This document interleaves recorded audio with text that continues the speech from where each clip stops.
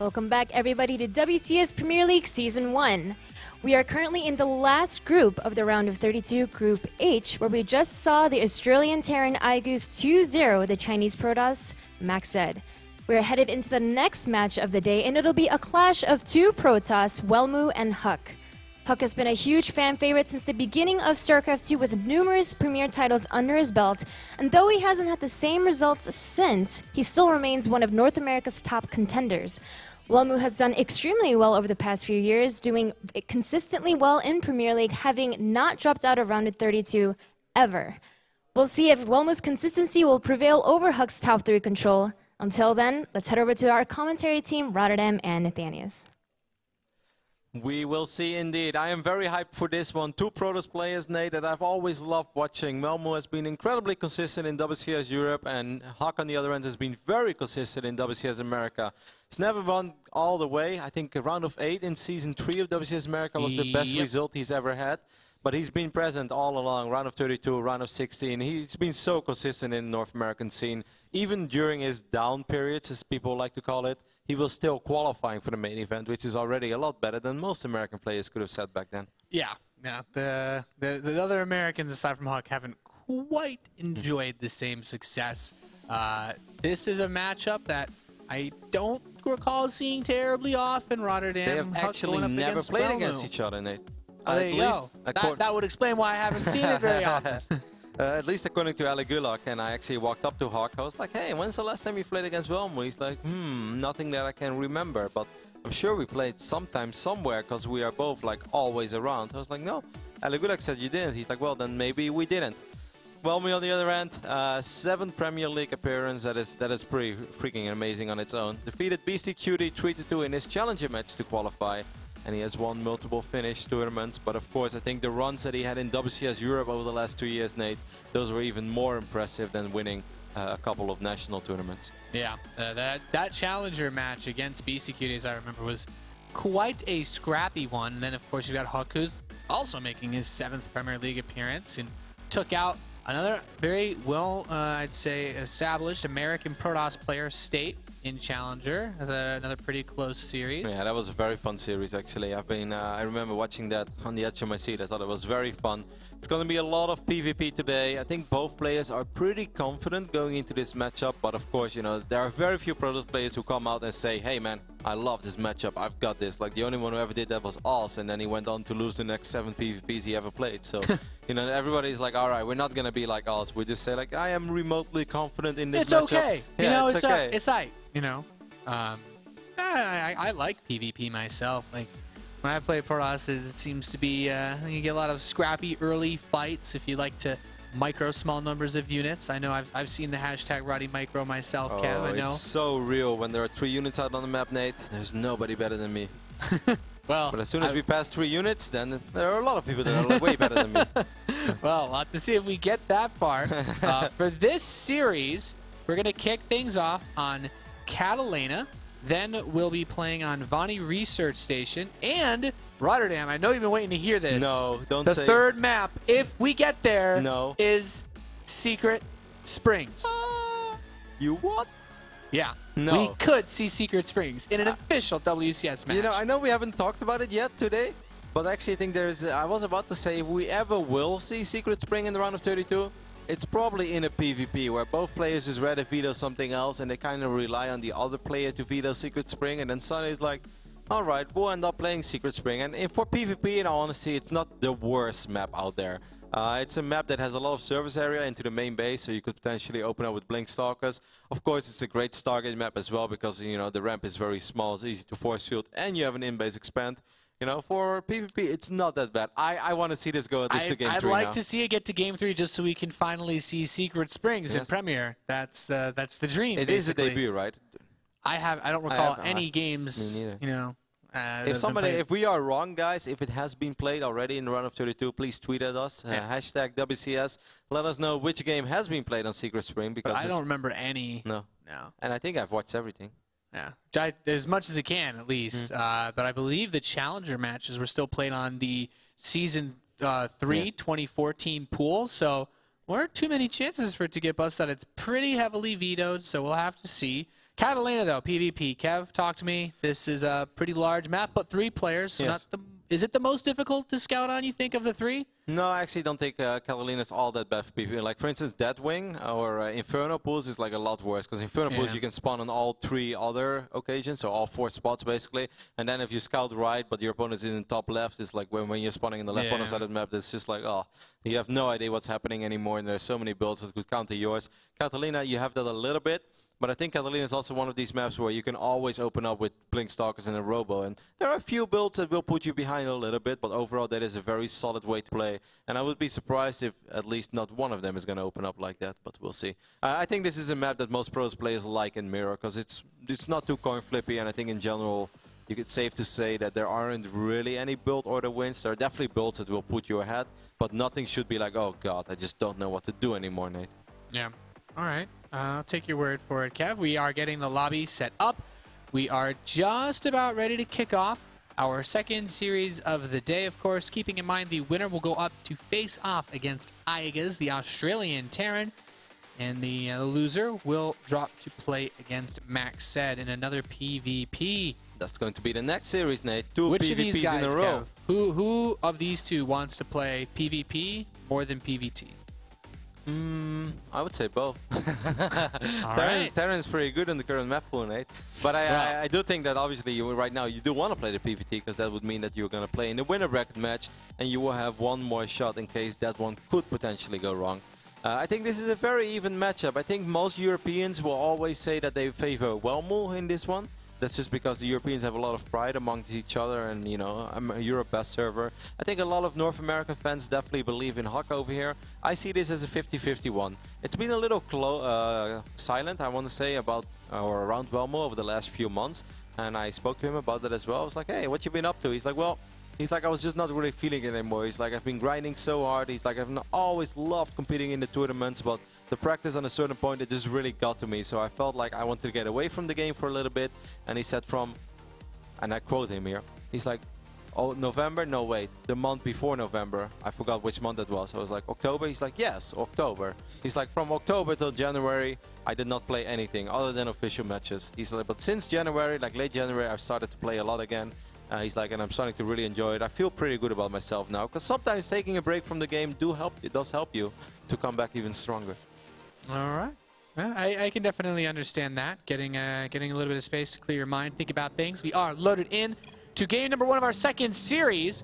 And our first player spawning in the west side of the map. We have the Finnish Protoss player. He is Welmu.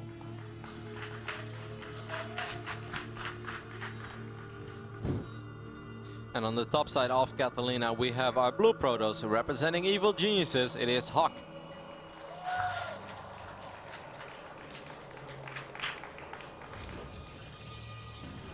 HuK definitely known for his aggressive styles, even in PvP in the past. I think for a while we saw him almost every second game go for a good old 3-gate pressure. So not the all-in of 1 gas, it's not 10-gate 3-gate, but you open up with 2 gateways and then you drop a 3rd gate where you just put on some pressure. If you can win the game straight away, that's awesome. If not, you're going to go for a contain and expand behind it. I think there's a good chance we see him open up like that at least once in this series. But I also saw Welmu do his homework, and Welmu definitely has watched a couple of games from HuK. And of course, you know, the fact that HuK played the best of 5 that went all the way to the wire against State, that's going to give Welmu a lot of information. But HuK is a smart enough player with so much tournament experience that he is again aware of the fact that Welmu watched those games. So I don't think he's going to do anything too crazy, and I think most openings are going to be very standard, very straight up. Like I said, a 2-gate Twilight with a Robo. I think that's a very legit way to play on Catalina. Stargate builds are very popular here as well, but there are definitely some ways that you could be in a little bit of trouble if you open up with a Stargate. And of course you can get the weird scenarios. If it's Stargate versus Stargate, well, if that happens, just get nuts. Yeah, I'll talk to you guys about it, but for now, I'll save you that. Spare us from the pain. So both players now, as the gateways finish up, see the cybernetic scores, and then that's really where the big tech plays come from. Neither of these guys seem to have an advantage as far as how fast the gateways came in, or how fast cybernetic scores came in. I know HuK is definitely a fan of the 12 supply gateway.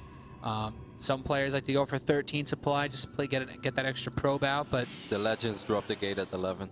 The real legends, the Roddy gate. Yes. It's has been foretold. Both players have mined a lot of gas. Second gateway. Second gateway. I love these builds. We were actually just talking about this before the match earlier. There's still so many ways you can go with this, right? It could be 2 gateways into a Twilight, 2 gateways into a Robo. 2 gate into Stargate is a little unlikely. It could also be 2 gateways into 1 more gate and some 3 gate pressure, something that I've mentioned before that HuK has done numerous times in the past, and it's just a solid opening. This is a good scout over here by Welmu, because he should be able to spot both gateways, and that's gonna at least give him the idea that he has to worry about potential 3 gateway pressure. He clicks on it as well, as you could see, and he's like, alright, second gate, that's very nice to know. And the probe even gets out of there, Nate. Yeah. Always nice to be able to slip that probe away, as he'll be able to tuck it somewhere for a potential later pylon. He put 1 chrono into his warp gate, so it's a bit further ahead of HuK's. Both will start up Twilight Councils, though, so we could see some good blink-on-blink action. I said it in the start of the game, I'd be very surprised if at least not one of them opens up with, you know, 1 gate Twilight or 2 gate Twilight, and they're both doing it. I feel it's the most legit way to play PvP. You're not going to gamble, you're going to be good against everything. Of course, DTs can be a little bit scary, but normally you should have either a sentry or your robotics facility in time. HuK has a minor advantage so far because he decided not to probe scout. So he has been slightly more greedy and has a slightly better economy, but that is the only advantage he has. Welmu on the other end went 1 gate Twilight, so he made up for the resources he lost by scouting by dropping the Twilight before gateway number 2 and 3. So we're looking at a very, very even game, Nate. All right, blink is on the way for both players. The Mothership Core did a bit of poking for HuK, and Welmu's Mothership Core actually inside of HuK's space, looking for a couple of kills here. That's nice. Yeah, and he will be able to recall out of there. Yep. Most likely he shouldn't really have to worry that his Mothership Core is very low on HP now, or that he doesn't have energy. Because with the opening of Welmu, 1 gate into Twilight, the last thing that you're worried about is your opponent attacking you straight away and you not having enough units. Kind of like Welmu should always have enough units to deal with whatever aggression HuK decides to throw at him. Even though he is already adding the Robo as well, so that means... Is he gonna drop a Dark Shrine on the other side of the map or something, Nate? What is he doing with these pylons? That pylon's not super close for trying to do any harass for Welmu, so... Yeah, he definitely needs to just make as many stocks now as possible, because like I said, he doesn't have Photon Overcharge, which is not a disaster. He should be more than fine with his 3 gates and Blink finishing up as well. But of course, he has to make sure that he moves properly. Yeah, I guess it's just a pylon for the sake of being a pylon on the other side of the map. And I think HuK just wanted to scare him, and then HuK realized, like, yeah, let's not overcommit over here. Yeah. HuK's a little indecisive. Nothing super crazy. HuK's getting his own robotics facility. Blink will be done soon, but aside from a little bit of back and forth micro, nothing too much that you can really do. Another pylon started up for Welmu, and then he canceled it. But now HuK's once again warping in outside of Welmu's base. Yeah, now Welmu is supply blocked, which I guess he just wants to expand. Yeah, for canceling that pylon hurt him a little bit. He's trying to get a Stalker here, gets 1 probe. And that Stalker's actually quite weak with the Blink. He can always escape from the Sentry Force Fields. That Mothership Core is a big target as well at the same time. Very, very low. Out of shields even. This is not going very well so far for Welmu. Welmu started that fight 5 seconds before Blink finishes. And he still can't use his warp. He's been supply blocked. Yeah, oh my god. Him cancelling that pylon is actually an absolute disaster. Having 400 minerals in the bank now, he's going to be forced to pull a couple of probes. I love how HuK is always focusing the Stalker that's being warped in, because that's of course a Stalker that can't blink yet. And HuK is really displaying, yeah, I'm going to say it, Nate, top 3 controls so far in this battle. This is some pretty sick micro out of HuK. Welmu at the same time doing the best that he can. Okay, you know, the one nice thing about losing units is that it opens up a lot of supply to build more. Yeah, now HuK, I think in the end he overcommitted a little bit, but all he has to do is just chrono boost out an Immortal at home. He has 2 Photon Overcharge. He traded Stalkers for probes, and 25 probes against 14. That is massive. Like, of course, being 5 Stalkers ahead at the end of that fight, that is really nice for Welmu, but 5 Stalkers is not enough to just blink into the base and end the game. I don't know why HuK is making an Observer now. HuK, you need an Immortal. That's what you need. I'm actually very shocked that he's making an Observer. Yeah, more Stalkers being warped in for Welmu outside of HuK's space. You said it, Kev. He's got a serious worker advantage. The longer this game goes on, the better for HuK, but Welmu's going to try to push it in here potentially. Immediately. Yep, overcharges the Nexus, and the Stalkers take a couple shots, blinking away as they run low on shields. Now, once this Immortal is done, these Stalkers are so low on health that once the shields go away, the Immortal basically is just going to kill them in 1 or 2 hits. Welmu is going to try to chip away one of these pylons, but Photon Overcharge is so annoying, especially like you said, Nate. Oh, it gets the Observer. No high ground vision for Welmu. Immortal's here. That's very, very nice for HuK, as now, of course, the Nexus Cannon can fire with impunity, and he'll know where the army is. And he has another Photon Overcharge anyway. It's not like time is running out. And with that one Zealot, I really think that HuK can already push his army outside of his base. Welmu again is supply blocked right now, so unless he wants to lose units, I like HuK's position so much more. Not only because he's still up in the workers, but he's gonna have 2 Immortals in his army soon. He has a Zealot in his army, and Welmu is stuck on a ridiculous amount of Stalkers. Most of them have already taken a lot of damage. This is just like, this is not an army that you really want to go into the mid game with. No, the Immortals themselves are going to be so powerful, especially you don't want to blink into this when you have Zealots mixed in now too. So I think HuK can safely move down and just take his expansion, right? Yep, I think the only thing that Welmu should have done is the 2 sentries he just warped in his main base. I think he should have warped them in on the other side of the map and tried to go for a small contain, or as Johan Melle would say, le lockdown. I think that would be very smart, because, you know, the only thing that HuK would have is Blink Stalkers, but he was down in the Blink Stalker count. So then you would force him to make a Warp Prism. You can expand before your opponent. I think that would have been one way for Welmu to slightly get back into this game. Right now, the army of HuK is just so much stronger than the army of Welmu. And I think Welmu is going to have a really hard time keeping his Nexus alive, unless he warps in even more sentries and relies on force fields. Yeah. HuK moving out across the map now, getting ready to put some counter pressure on, but the sentries should be able to at least lock away these Immortals, which would be the most powerful bit of army for HuK. Okay. So maybe just some Stalker harass, maybe try to warp Blink 4 in. Go for some probe snipes. I don't like actually going with this many Stalkers. I think it's counterproductive. I really think 4 is the magic number. I mean, any more, and then he really runs the risk of losing a lot if he overcommits. But he decides to actually just step away. He's not going to risk it. Okay, so I really like how Welmu has bounced back from losing so many probes early on. He was in a pretty dicey position, but now his Nexus is slightly quicker. Warping in the sentries made it impossible for HuK to actually commit to an attack, even though he thought about it. What is that force field about? Now there was a Zealot that came up. He warped 1 in, try to snipe the sentries. I missed it, Nate. I was looking at Welmu's army. It's okay. Flo didn't miss it. Our observer's doing it. Observer's got it. That's why she's here. That's why we have her obsing and not us. Well, especially you. My observing is pretty good. Thanks, Kev. That's what you got me for, Nate. So, +1 attack is on the way for HuK. The first forge is close to completing for Welmu, so a nice little attack upgrade advantage. Nothing super crazy until we have those, you know, the monoliths of death, aka the Colossus, out on the map. Grabs a pylon for his trouble. That's really nice. Like, Welmu just needs a couple of small trades, and so far he's been doing that over the last few minutes. Like, I still like HuK's army more, but that doesn't mean that he can... Oh, that's a very big forward blink. Oh, I love that blink by Welmu. Just counter blinks and just grabs a nice part of this army. Well, well.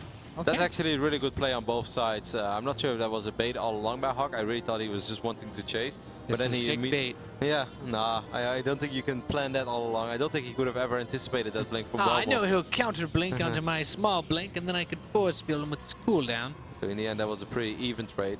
Only 3 Stalkers, so... Oh, wait, with a +1, can he still one-shot the probes? No. No.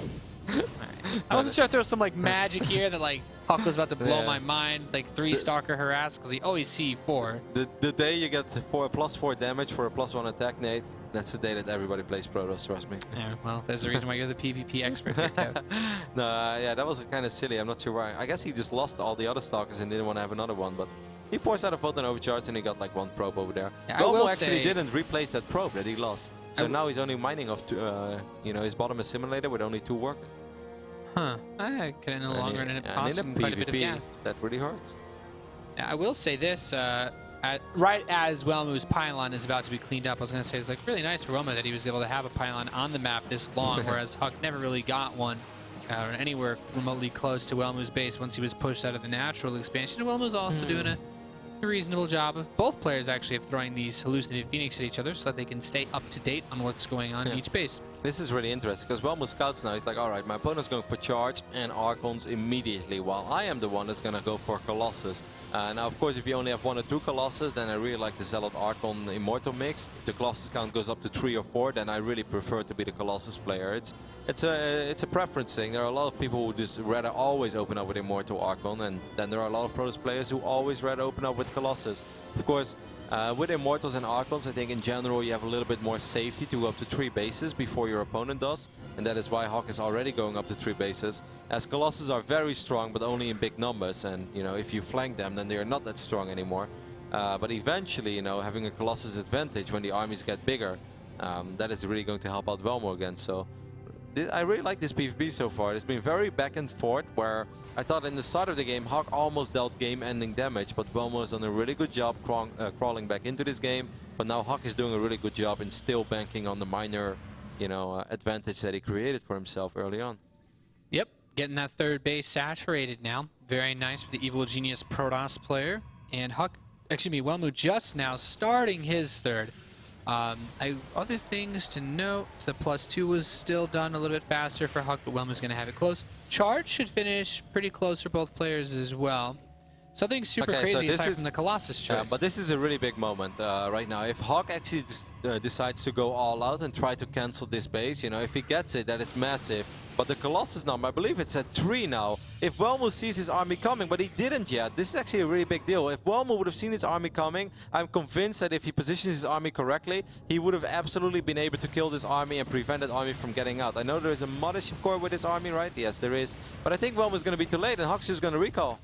Now, really nice. At the same time, pulls the whole army over, and then the Warp Prism hitting the main base. Some Stalkers are going to blink over to focus it down, but the Zealots, some of them do finish, so a couple of Zealots in his base that he has to deal with now, too. Yeah, HuK wiped in a couple of Zealots as well, and he has a Colossus over here, but still, I really love that snipe, and you know, that is just the power, I guess, of Archon Immortal. It's a little bit more mobile, you can go up to 3 bases a little bit quicker, and denying that base from going up and finishing, that is just massive. Very, very well done by HuK. That's a great play. And now it's just all that I think HuK has to do is get a second robotics facility and get a couple of Colossus on its own.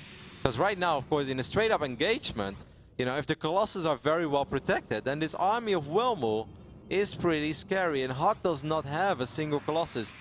I know this sounds crazy, but this is still anybody's game, actually. Welmu even has a supply advantage. If HuK gets a great flank, then he could win. If Welmu babysits the Colossus the way you protect your firstborn baby, Nate, or your Amazon packages in your case, then I think that Welmu could actually win.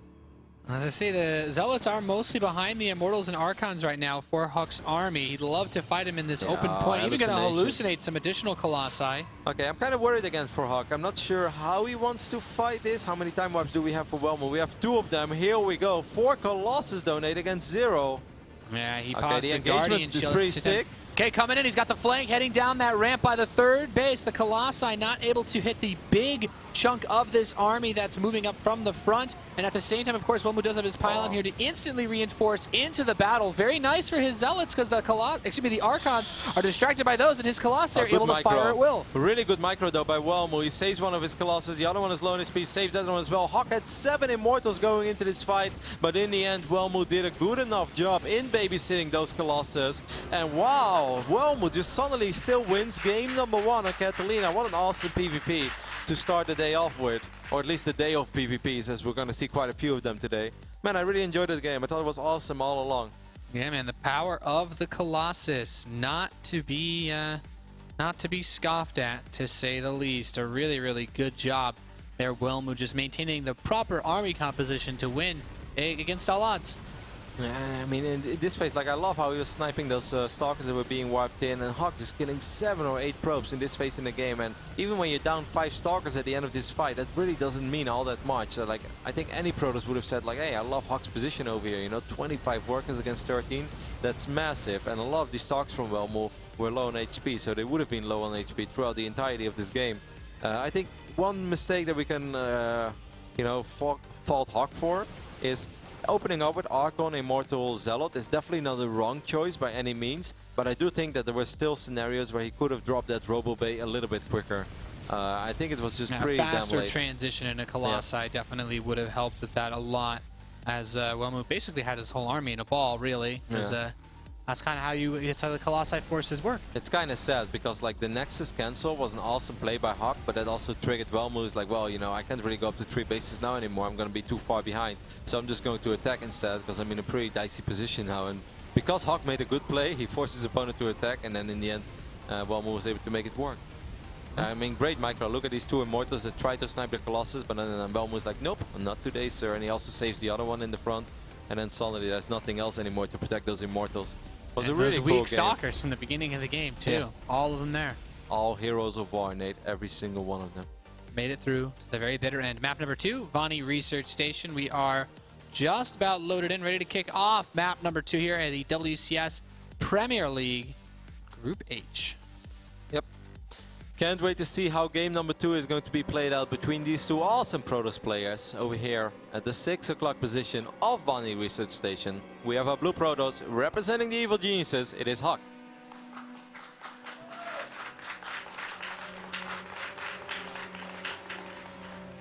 And our red Protoss player in the north position currently enjoying a 1-0 lead over his opponent. He is Welmu. Welmu is so funny, man. Such a happy little guy. He's pretty chill. He's a chill guy. We, of course, already have one Finnish player advancing to the round of 16, and that was Sarol. Yeah, he played over in our studio in Cologne. He dominated this group, went 4-0, I believe, right? Yeah. He's Didn't kind drop of him out. waltzed his way right through. And the Finnish scene, it's looking pretty good. They, Getting of course, pretty. still have the god of Protoss in Elfie himself. Well, not quite the god lately, but Hey. in his own right, perhaps, Roddy. Once a god, always a god, Nate. 12 gate for HuK and 13 gate for Welmu, but the difference between those two is so small that I don't even really think it's worth mentioning over and over again, or like, what does this mean? Well, it doesn't really mean too much, other than that everything is going to be slightly quicker for HuK and Welmu might like 10 minerals more. I think Voni Research Station is a map where it's very likely we'll see some Stargate play. And then the question is, of course, you know, how are we going to see that Stargate play? When do they decide to drop their Stargates? You know, is it going to be Stargate before Mothership Core? Is it going to be, you know, Gateway unit into MS Core or into a Stargate? Is it going to be an Oracle opening? Is it going to be Phoenix opening? Just because a Protoss player is going for a Stargate in PvP, that doesn't mean, alright, it's a Stargate build. There are already like 7 or 8 decisions you make before you actually have the first Stargate unit out on the map. Could also be a 1-gate Robo build from one of them. Just go for a quick attack, or maybe one of them tries to become very aggressive with 3-gate aggression, but I definitely expect at least 1 Stargate, if not 2. Yeah, I mean, most players, I imagine if you've watched StarCraft for the last few years, there are not too many of these maps that have been in pools where you have the in-base expansion, Roddy.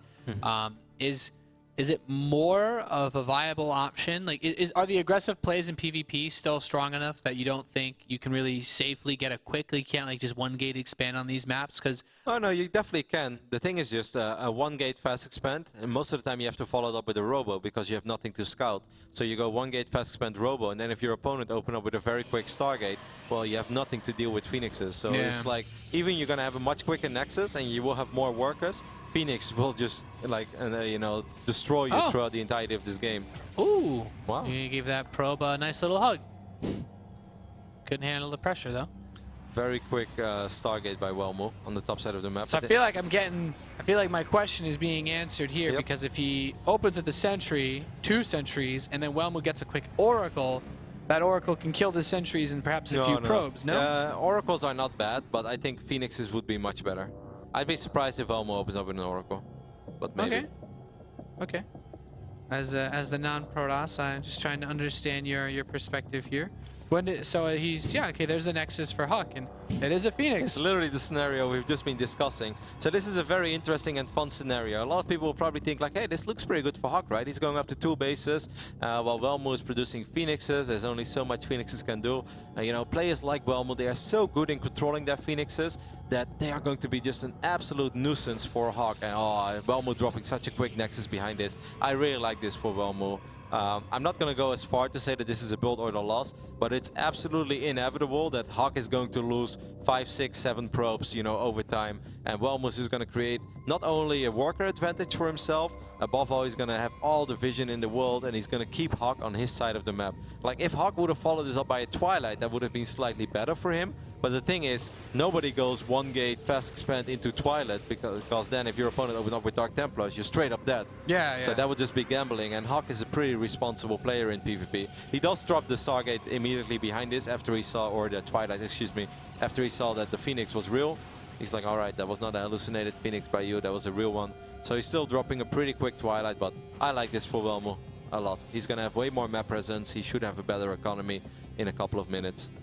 Yeah, and he has that nice ability to pick up any stray probes moving between these bases as well with his Phoenix.